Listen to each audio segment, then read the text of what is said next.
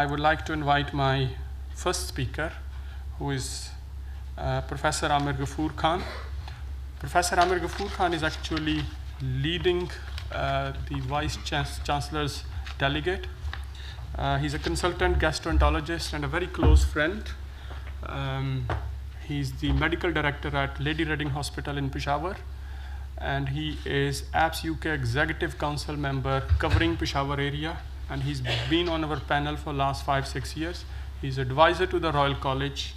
His list of achievements is long, but I will probably just stop here. Thank you. Bismillah ar-Rahman ar-Rahim. Thank you, Abdul Hafiz, Mr. Chairman. I feel honored and happy to be here. And I'm very pleased that you've taken a picture because I took you all in my bus for dinner. So I'm okay then. Last night. I just really don't want to teach you anything. I just want, we've trained here. Most of us have trained here. We are very familiar with how things are done. Just want to show you the snapshot of what happens at our end. Obviously, culturally, things are different. We all know what is required, but the ground realities are quite different. This is the place where I work. You can see it is one of the oldest hospitals. We have very senior faculty sitting here. You can see there is a famous fort behind it called Qila Balaisar, which I believe runs from 12th century.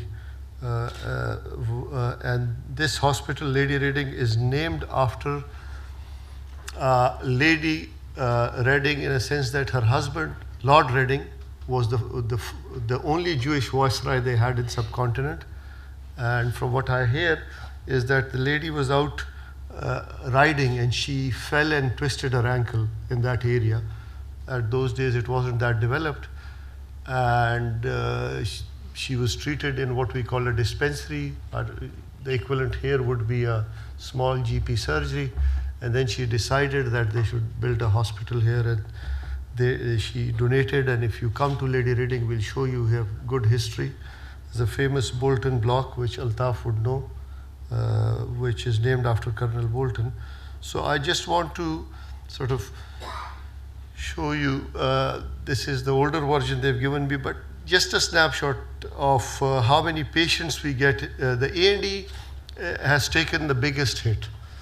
We've had very difficult times in the last few years, and I'll show you how. Let me see if I can find. So this is the older version. I'm sorry, there's been some mix-up. I sent a newer thing. But anyway, I can talk you through. You could see we went through a very bad phase between 2009 and 2014. To be honest, we were really twice a day we were having, terrorist attack, bomb blast.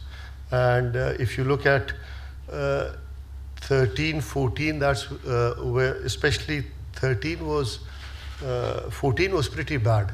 That's when we had the public school disaster in which we lost a lot of kids.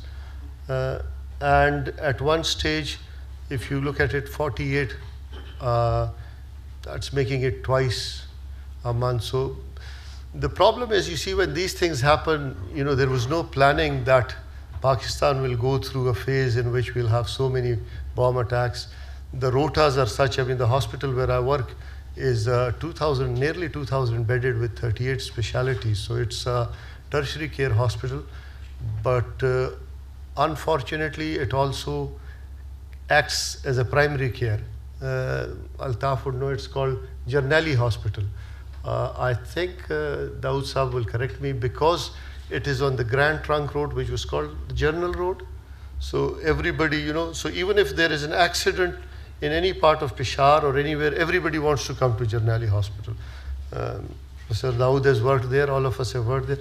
So that puts a lot of pressure on us who are specialists. We have, as I said, we have 38 state-of-the-art specialties. You name it. We have cardiothoracic, we have thoracic, we have invasive cardiology, we have gastroenterology, we have state-of-the-art ophthalmology. But we also deal with primary care. Now, A&E specialty, there would be A&E specialist sitting here. Qazi deals with acute receiving, was not developed. I mean, this acute receiving units have also been a newer concept. I have trained here. So in the last few years, this has come up. But we did not realize that this would be something which would be required by us. And then to top it off, you get all these bomb victims. So what do you do? I mean, we can't make a rota for it because there is no A&E. So the way it is managed was, I'm just showing you that this is just to show how the triage is done. So what happens is that obviously we have all these systems. We have a registration counter, you have a huge trauma hall, you have chest pain clinic. But when you have a blast and you don't know, you see, the paging system is not there. Luckily, we have Mobilink and Telenor and things like that. So the rota system goes out of the window. All of us come in, regardless if you're on call or you're not on call. You just come in. I'll give you an example. When the blast happened in APS, our associate professor of surgery was called in, and he came and he was operating.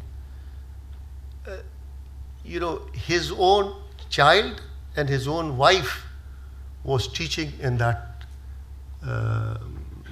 school. So somebody went and asked him, do you want to phone your wife and just check? And he said, look, I'm scrubbed up, I'm too busy, I'm sure she'd be all right. I had been phoned to go to the Combined Military Hospital in Peshawar, which was nearby to the school. And that lady, his wife, was lying in the lawns of the hospital. And he didn't know that, and he didn't want to know. He said, let me finish these things, and then I'll find out. He was just hoping she'd be all right. It turned out that she lost her life. And he didn't know till 8 p.m. when he finished his, whatever surgical procedures he was doing. So you see, that is how, now these things, I don't know, you folks can advise, that's why we are here, that how do you deal with it?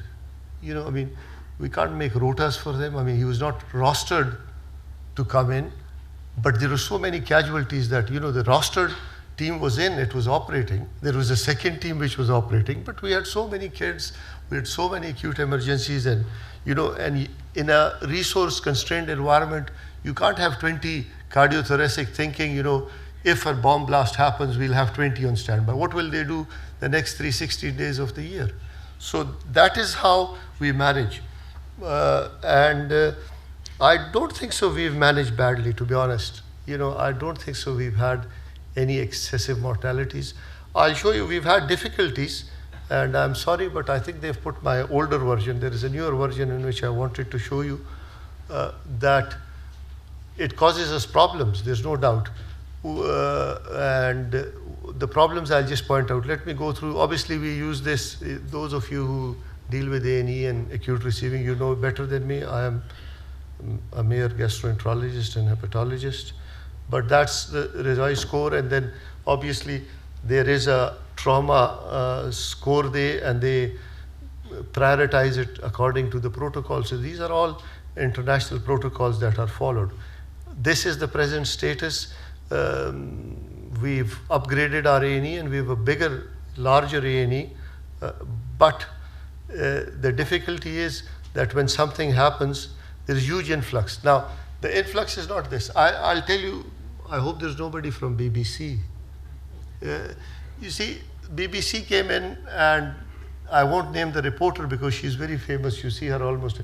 And she wanted to come into my trauma room and take pictures. And I said, look, would you do that in Royal London? Would you go physically with your cameras and take pictures? And she said no. So I said, why do you think you have any right to do that to my patients? Do you think they're not good enough as your patients? So she wasn't pleased. I said, I don't care. And she complained to my minister. He wasn't pleased because obviously they are politicians. But then I explained to him that, this is what they don't do in their own country. So what gives her a right and see a Pakistani patient in bleeding and showing it on national, international news? So since then, BBC has not been pleased, and I've had a few interviews, and since then they've stopped. I think they decided not to entertain me, and I'm pleased about that. To be honest, to BBC, they just wanted to show how bad the situation is. There was no malice intended on their part, but because they had. So look, this is my A&E. You can see the fort at the back. Now, when this is how many patients have come. The bit that is empty is because that's a tunnel. That's a tunnel, so people can't stand there. Otherwise, they'll fall down. And that's, you see, now everybody wants to know. And you can see from their point of view, see, they have no clue what has happened to them. Kit and kin, there's no communication. Everybody wants to come in and see if their kit and kin is in it. Now, how do you control them? We've had International Red Cross people come in. We've had our own people come in, and we come up with a system. But then there is a Pathan system also, which is that you use a bit of muscle and say, "Ruksha, get out." And sometimes that works, and it works because they are worried and they are in shock. This is another huge problem we face. When something happens, everybody wants to come and ask about patients. The VIPs, they come. I know they are politicians. They need to be seen with us, and then it's my job to go around. And then the difficulty is they themselves have a hierarchy. So there are local bosses, which those who are from Peshawar. So this is our health minister. He wants to be near this gentleman. I think there's a sign somewhere. The previous Shahji, the chief minister of Sindh, the poor chap was pushed back somewhere here. And these are the other ones. So you see, this causes another problem. I've asked them so many times, and they say, look, if we go, we are damned. If we don't go, we are damned. Because, I remember Imran, because that's his patch, he didn't come for 3 days. Because he phoned me and I said, don't come. If you come, the whole bloody place will be torn apart. And when he came after 3 days, he was criticized heavily that, he's not bothered, and this is just a national thing. You need to be seen. I mean, we all work here.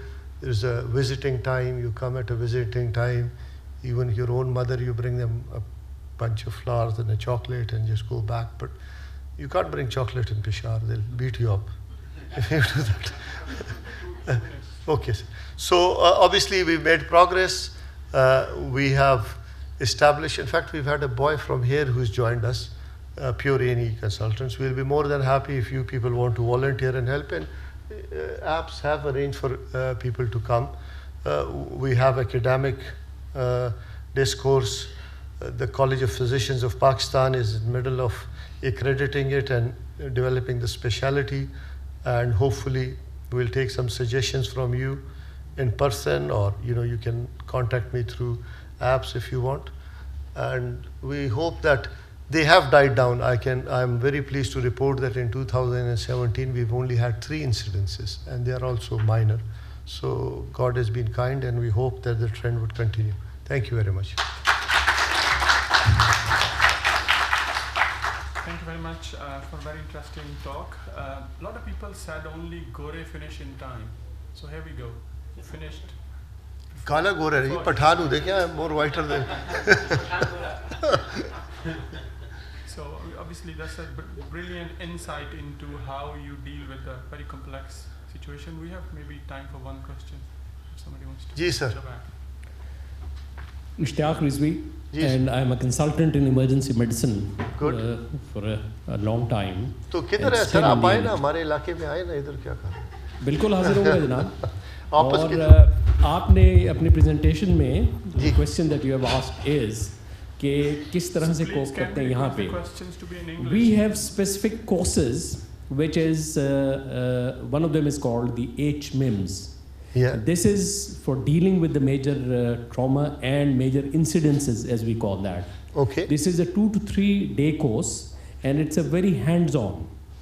So you get the practical experience, the way the whole hospital is mobilized to deal with a situation like the bomb blast that you have mentioned. Okay. So So what are you suggesting? We send folks here? It can work either way. You can either send them, we'll welcome them. I can facilitate that. And if you want the other way, we can send a faculty from here to teach you over ठीक है, we'll be delighted. मलके बरतानिया का आप ख्याल रखेंगे? वो pound sterling के पैसे. Alhamdulillah, I am in a position. Okay, no, joke aside, sir, we'll be delighted. That's why you see we are having this discourse that we would want this liaison to develop so that either way. Peshawar की hospitality is मशहूर, तो बिल्कुल. दिल इतना छोटा ना कीजिए. Sir चप्पल कबाब हम आपको 2 किलो खिलाएंगे एक जगह. आप हमें सिर्फ अकोमोडेशन दे दीजिए. सर अकोमोडेशन ही हम आपको यहाँ से भेज दूंगा. ठीक है सर, थैंक यू.